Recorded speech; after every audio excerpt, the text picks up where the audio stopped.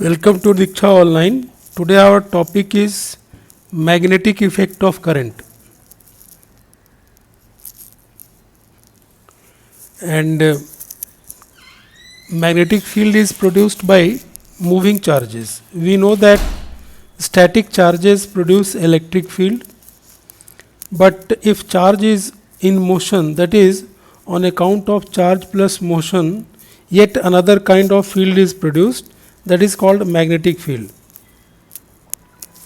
Current carrying wire, so current flow of current means charges moving inside the conductor, so therefore there will be a magnetic field around the current carrying conductor.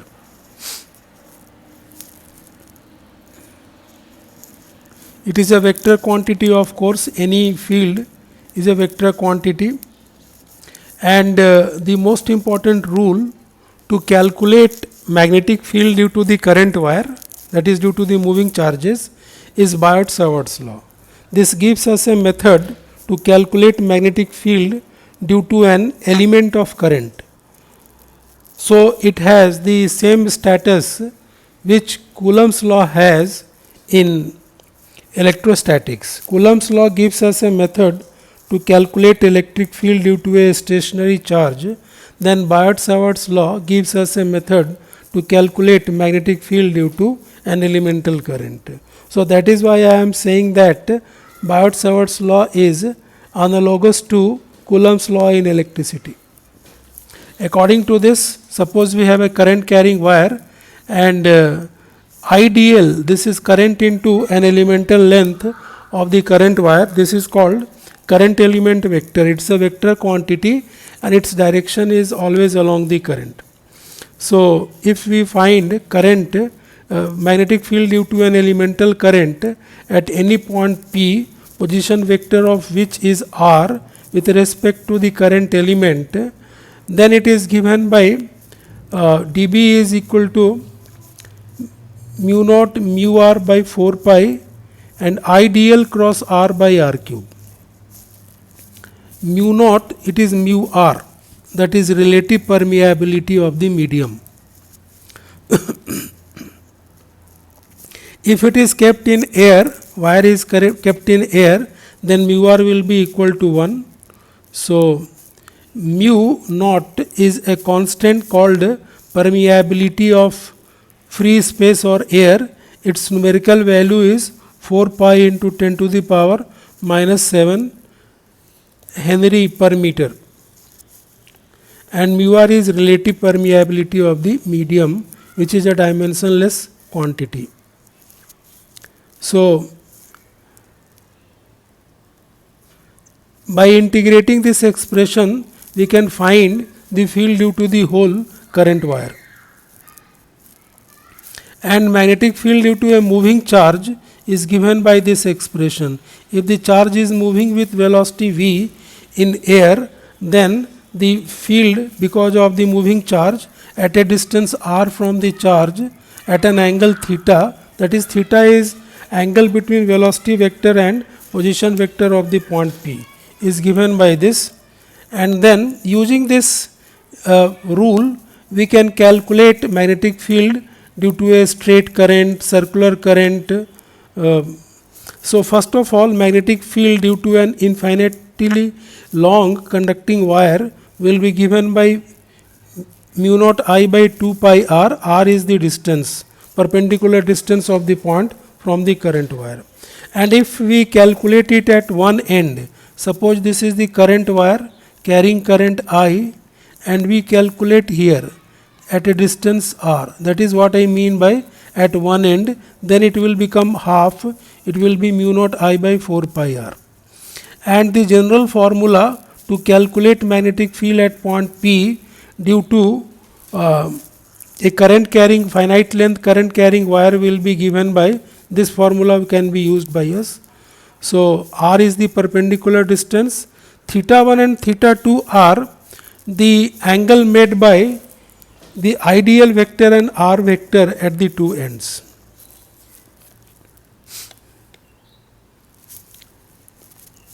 And due to a circular current which has n turns, then the field at the center will be given by mu naught Ni by 2r, and for direction we use right hand palm rule, that is you curl the palm of your right hand along the current in the loop, and the direction along which the thumb indicates will give you direction of the magnetic field at the center.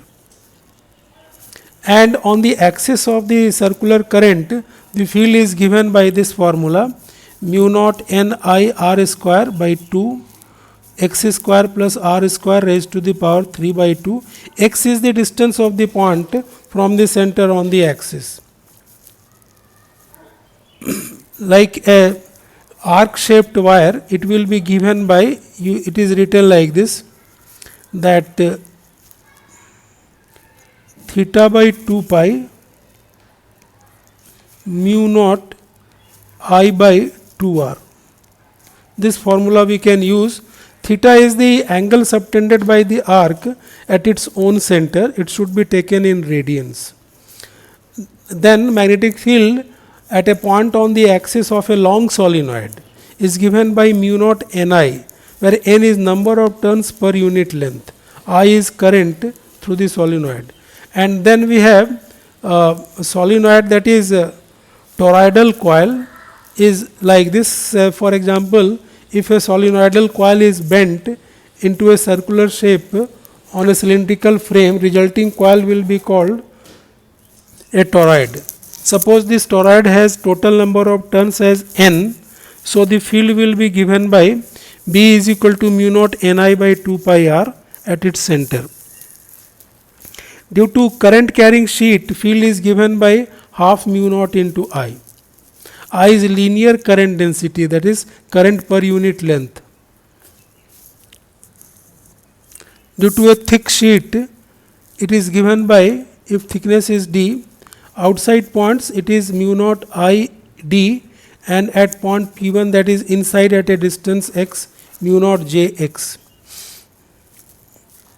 Earth's magnetism.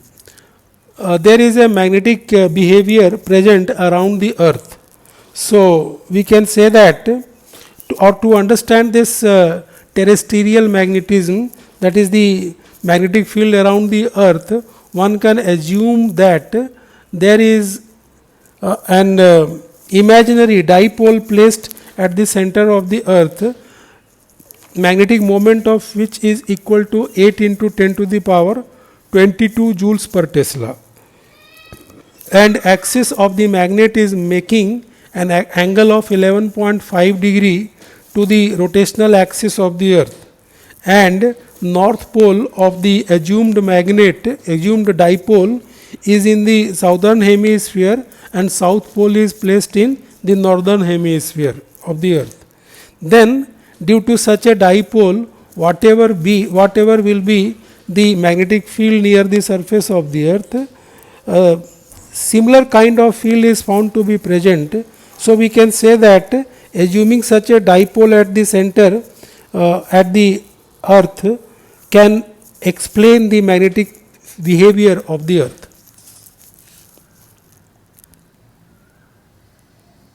So earth's magnetic field is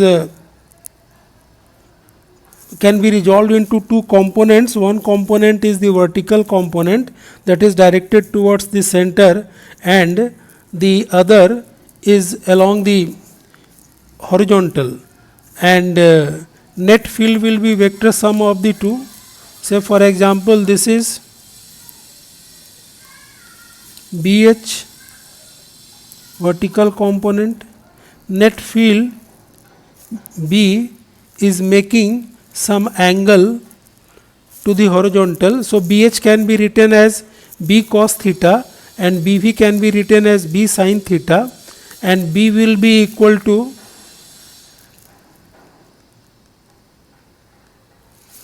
and this angle that is called dip of the place is given by BV by BH. Tan theta is equal to BV by BH. And one very important point, that at a given place of the earth, magnetic meridian and geographic meridian may not coincide. Angle between them is called declination of that place. Then we have very important rule called Ampere's circuital law. This says that line integral of the magnetic field over a closed path is always equal to mu naught into the current enclosed. Now we will come to the magnetic effects of current. Magnetic field always exerts force on the moving charges. Electric field exerts force on the charge, and that force is independent of the velocity. Charge, whether it is at rest in the electric field or moving, electric field will exert force on it, and that force will be given by QE. But it is the nature of the magnetic field that it exerts force only on moving charges, and that force is given by QV cross B. So if a charged particle is moving in the electric field and magnetic field combined, both the forces will act on it, and vector sum of the two will be the net force acting on the charge, which will be given by the vector sum of the electrical force and the magnetic force. So this particular expression is called Lorentz force expression. Now let us come to motion of the charged particles in uniform magnetic field. First of all, if first case we are taking V is parallel to B, that is angle between the velocity vector and the magnetic field vector, say is either 0 degree or 180 degree. Force on the moving charge is given by this expression. So magnetic force will be equal to 0, because in this cases the cross product will be equal to 0, V cross B. So no force, then the particle will continue to move in the direction of its original velocity, that is trajectory will be a straight line. In electric field also we have examined such situations and came to know that the trajectory depends on the sole factor, the angle between V vector and E vector.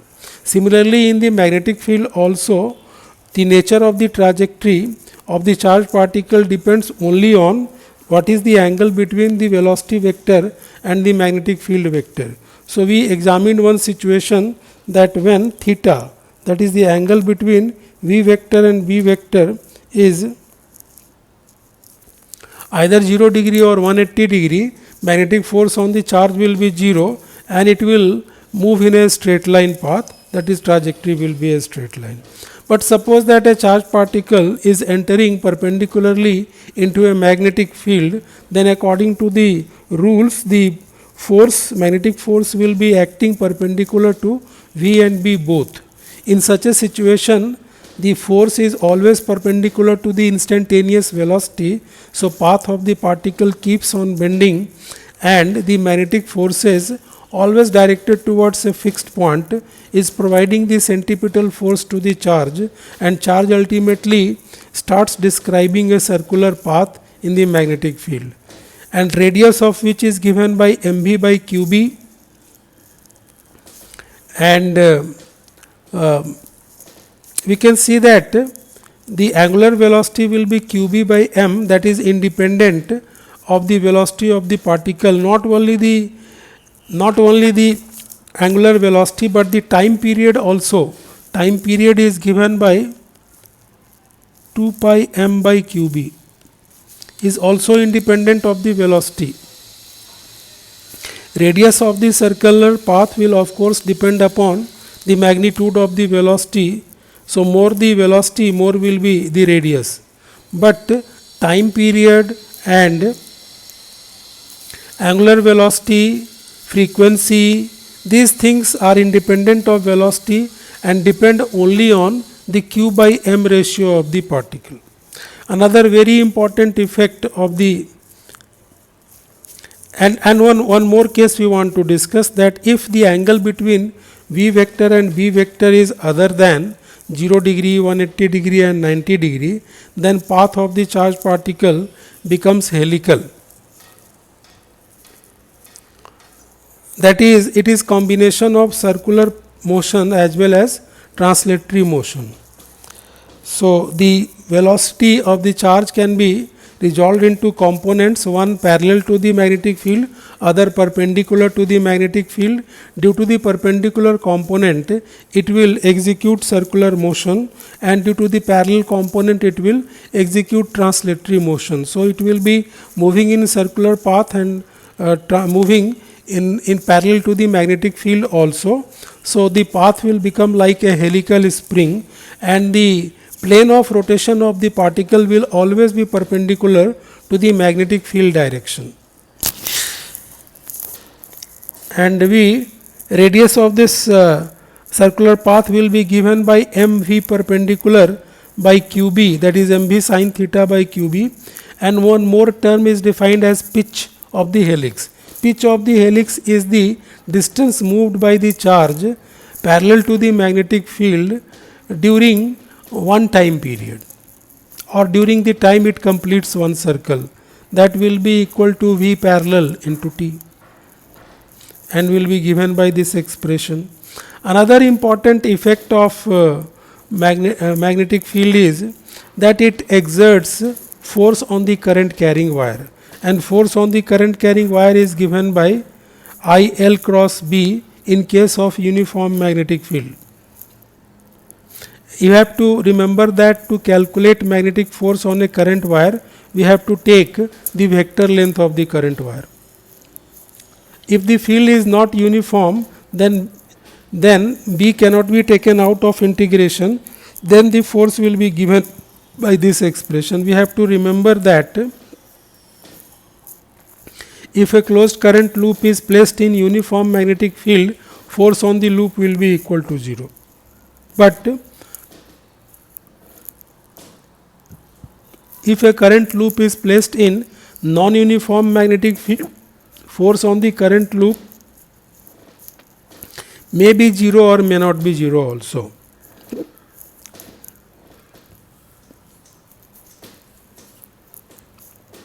Another important result is magnetic force between two parallel currents, that is given by mu naught mu I1 I2 by 2 pi r. This is the force per unit length. We have to remember that if two current wires, parallel currents, are carrying currents in the opposite direction, they repel each other with this much force per unit length, and if they are carrying currents in the same direction, they attract each other with a force per unit length given by mu naught I1 I2 by 2 pi r.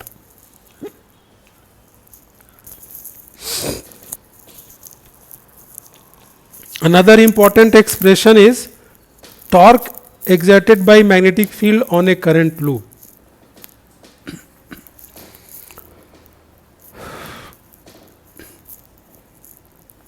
That is given by Ni A cross B.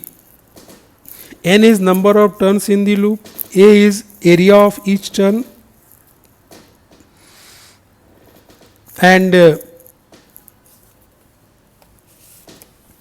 this term Nia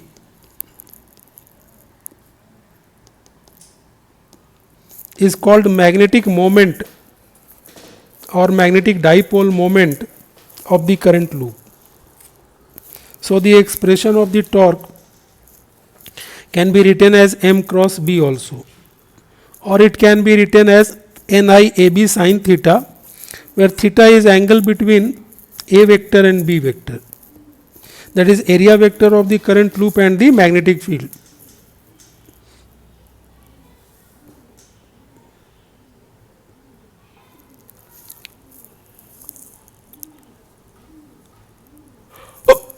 Moving coil galvanometer. Moving coil galvanometer is used to detect small currents, and it works on this particular result, that a current loop placed in the magnetic field experiences a torque.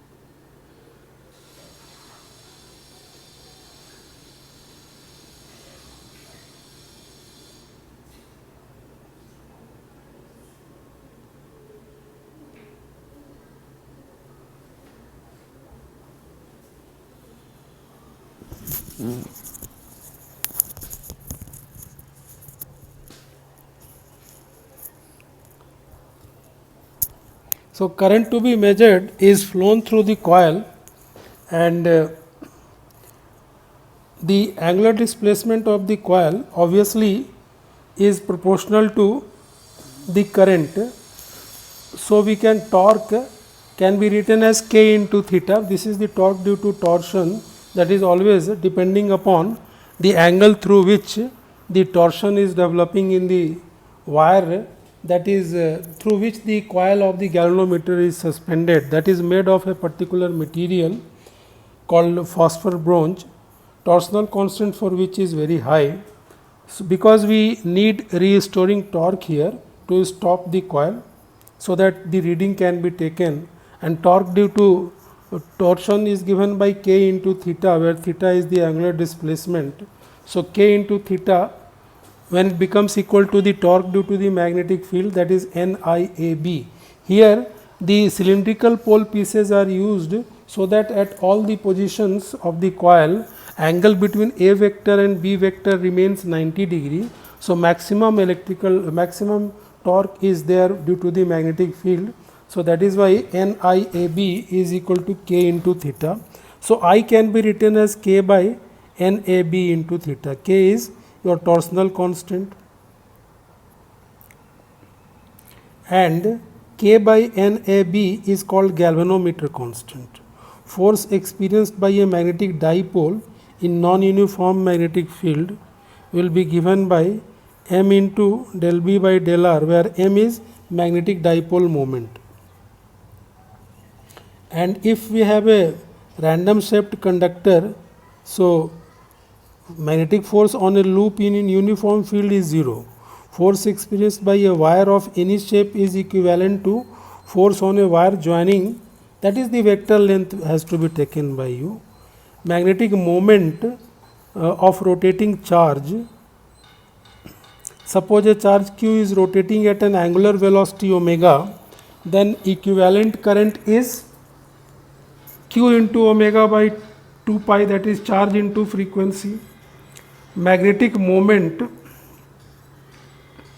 will be equal to half q omega r square, and rate of magnetic moment, the ratio, not rate, the ratio of magnetic moment to angular momentum of a uniform, that is m by L, is always equal to q by 2m. Whatever be the shape and size of the body, if it is rotating, its charge on it is q, mass is m, then m upon L will be a constant equal to q by 2m. This is an important result.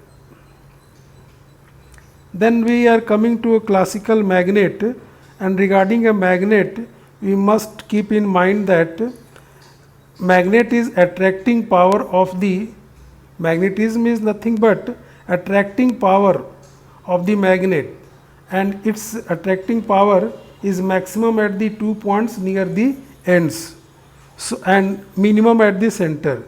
The places in a magnet where its attracting power is maximum are called poles, and the places of minimum attraction power is called neutral region.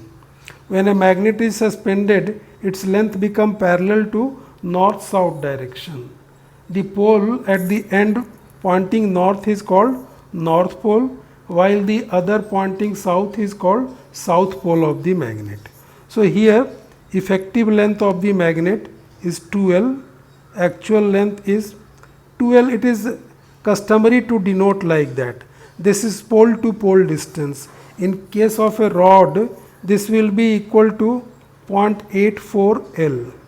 L is geometrical length, and in case of a, say, this horseshoe magnet, the effective length will be taken as this 2R.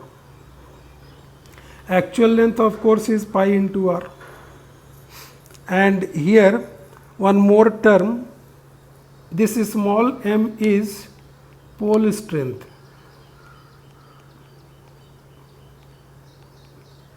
and capital M is magnetic moment. This is a vector quantity, and this is defined as m into 2l, where 2l is the this effective magnetic length of the magnet. So what is shown here, that if the magnet is cut along its axis, then its cross sectional area becomes half. So pole strength will also become half. Pole strength is directly proportional to cross sectional area of the bar. So if it is cut like this, pole strength becomes half, but the length remains as it is. So obviously magnetic moment becomes half. Suppose it is cut like this in the middle, that is perpendicular to the axis, then pole strength remains unchanged, but length of the magnet becomes half. So so magnetic moment of the each piece becomes half.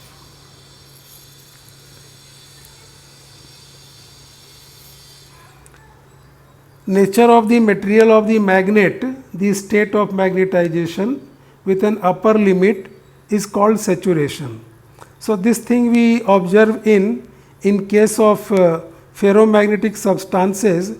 Suppose we go on magnetizing it, that is, we keep it in a magnetizing field. It has got a domain type structure inside. The domains inside start aligning in favor of the applied magnetic field. Obviously a situation will come when all the domains will be aligned in favor of the applied magnetic field, then further alignment will not be possible. So this phenomena is called magnetization. So and when all the domains get aligned in favor of the applied magnetic field, we say that the material is magnetically saturated. That is, even if we increase the magnetic field, further magnetization cannot take place. So that is what we mean by saturation, magnetic saturation. And the relations in electric field and magnetic field, we must remember that there are dual relations, that whatever relations are there in electrostatics, similar relations will there be in magnetics also. For example, Coulomb's law gives you force between the two charges, 1 by 4 pi epsilon naught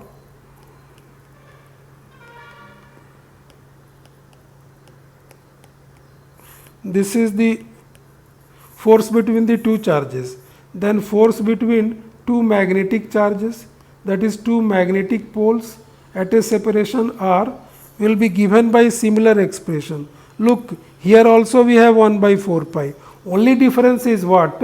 The position of the constants of the two fields. In magnetic field we will be having permeability constant, and in the electric field we have permittivity constant.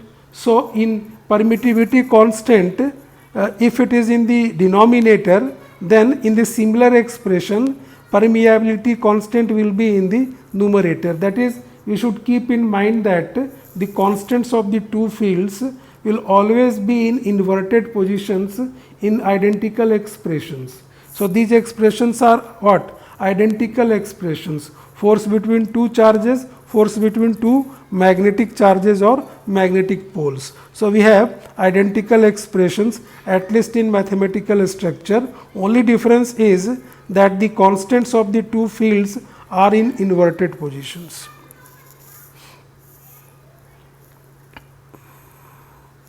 Magnetic materials will be of three types, and some properties. Intensity of the magnetizing field. This is the field in which a substance will be placed to get magnetized, and strength of that field is called intensity of the magnetizing field, that is given by B naught by mu naught, or this relation we can use. This is magnetic field and intensity of magnetic field, and H is what? Intensity of magnetizing field. There is difference, and there is one more vector quantity here, which is called magnetization vector, denoted by I. This is defined as magnetic moment per unit volume in a substance.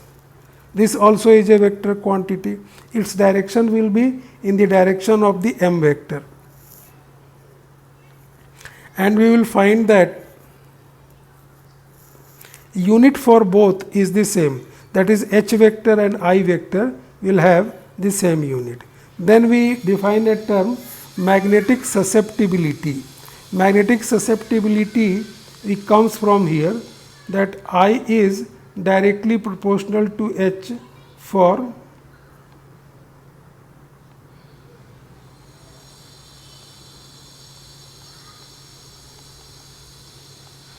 paramagnetic substances.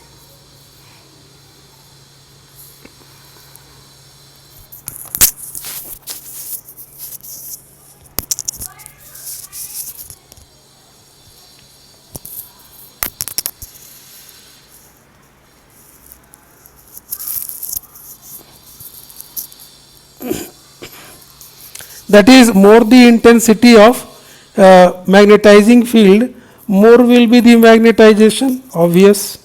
More will be the alignment of the individual atomic dipole moment vectors, so magnetization will increase. So I is directly proportional to h for paramagnetic substances.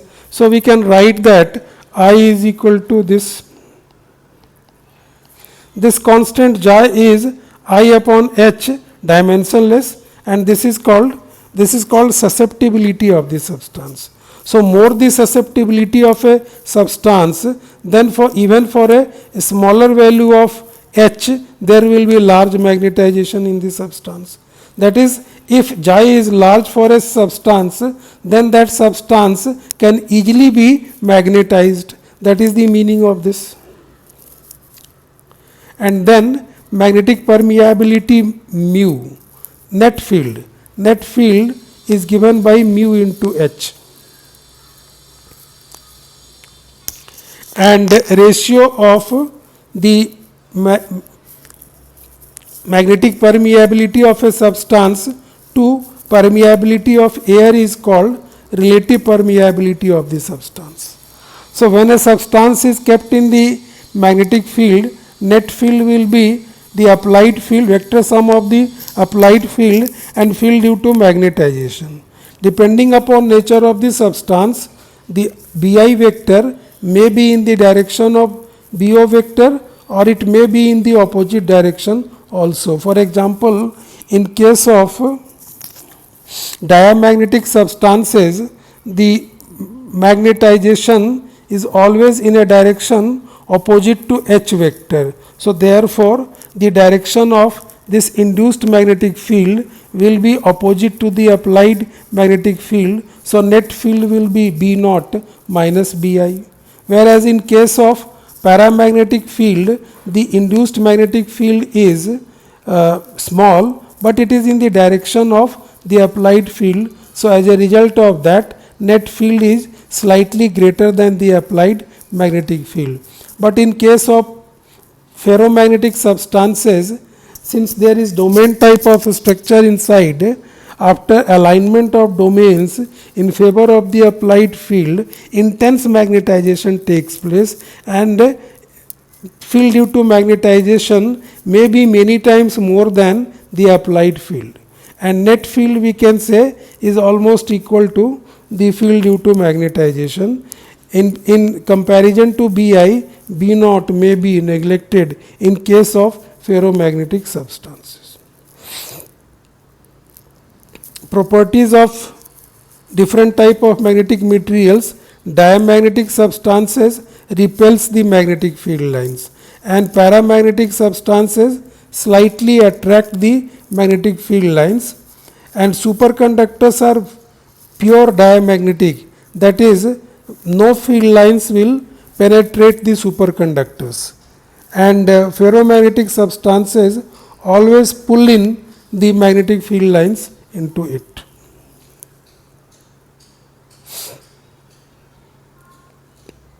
So all these things I explained when. So this is the graph I versus H graph for ferromagnetic substance. We go on increasing the value of H, magnetization is increasing but not linearly.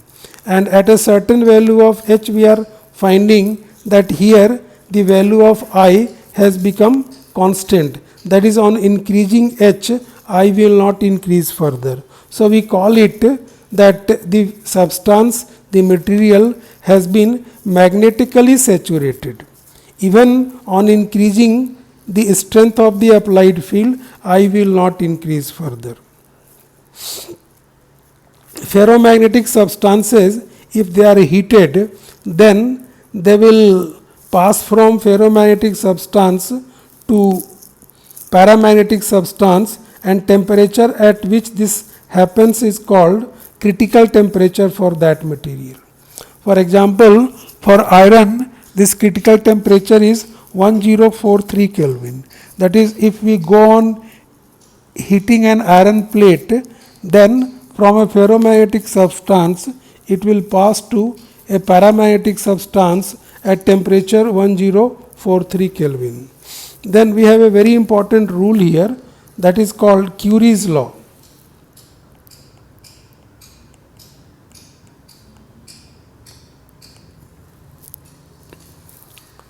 And according to this rule, susceptibility of a paramagnetic substance is inversely proportional to temperature.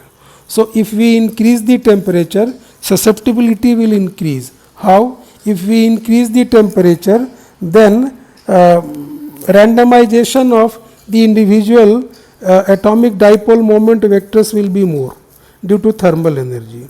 And if these dipole moment vectors are randomized, then even if we apply a strong field, magnetization will be less. So in a way we can say that as if the susceptibility has decreased. So therefore we can say that susceptibility is inversely proportional to temperature in Kelvin. And ferromagnetic substances, we can write this result as Curie's law. Theta C will be the critical temperature. If we plot a graph, 1 by xi versus temperature will be a straight line,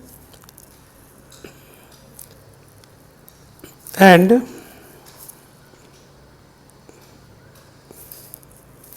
relative permeability is this.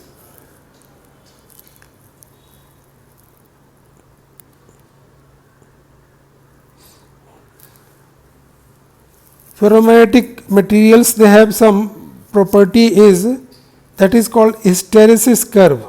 Hysteresis curve, suppose we started magnetizing our substance from O, and initially there was no magnetization. Here on the y axis we have B or I, and on this side we have H. So we go on increasing the value of H, that is current is increased in the solenoid, field will increase. Field is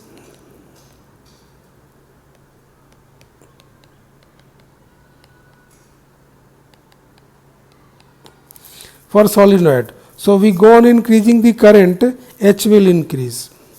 So I will increase, magnetization will take place. Then the substance will be magnetically saturated at B. So after that, if we increase the value of H, further magnetization cannot take place. Suppose we decrease the value of current gradually in the solenoid, then H will decrease, and ultimately current will become 0 and H will become 0.